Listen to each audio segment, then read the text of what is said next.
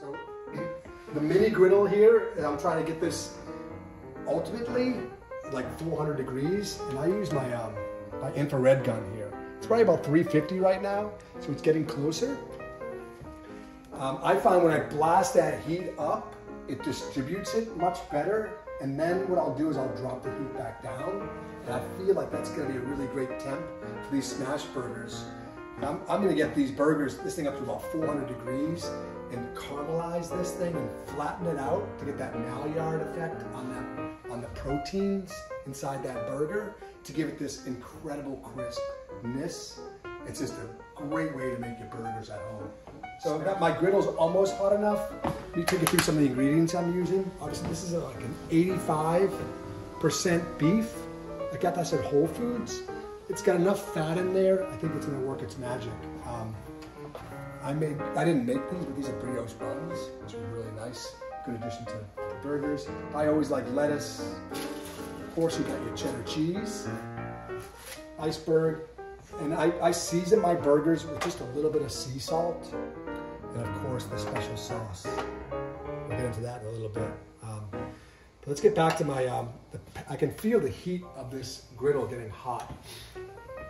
And just for this video, we're about 350 right now, okay? So what I'm gonna do is, I'm not gonna turn the vent on, because I don't want that noise. I do urge people, I tell people all the time, if you're making these at home, make sure that you take the batteries out of your fire alarm. So before I do that, I'm gonna get my burger done, okay? I'm gonna literally sear this bread on the, this takes literally like 15, 20 seconds. Just sear it off. That nice caramelization on that burger bun. Both sides. So these are 2-ounce patties. It's a great size to smash. Just place them down on my griddle. I like to season them up with a little bit of salt.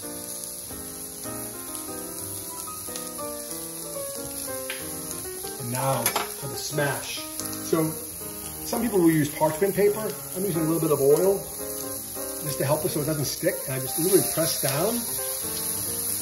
And this helps the spatula not stick to it. Getting that to about 1/4 inch.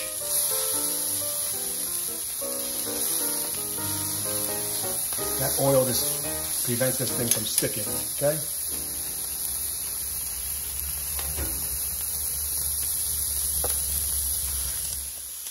And I'm just gonna let these things cook for maybe like, 30 to 60 seconds. And it's gonna caramelize that beef to make it really crispy. And that's called a Maillard effect from the proteins on the beef. I use my dough scraper here to kind of get underneath it.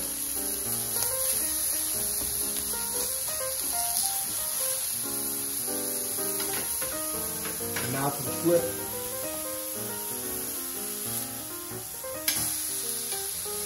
Gorgeous. Of course, we're going to use our traditional cheddar cheese. Place this burger on top. Boom. I always find, like for the bun, when I'm constructing my burger, because the beef is on there, I want to protect it a little bit, so I use a little bit of lettuce on the bottom. The order is not super important and critical, but this will help that meat not seep through the bun to make it soggy. Place my bun on top, my burger. Right. Of course, got our Mount Olive pickles.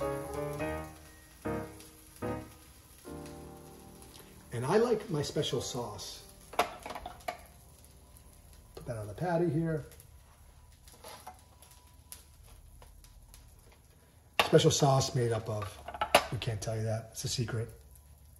And there's our burger. Boom.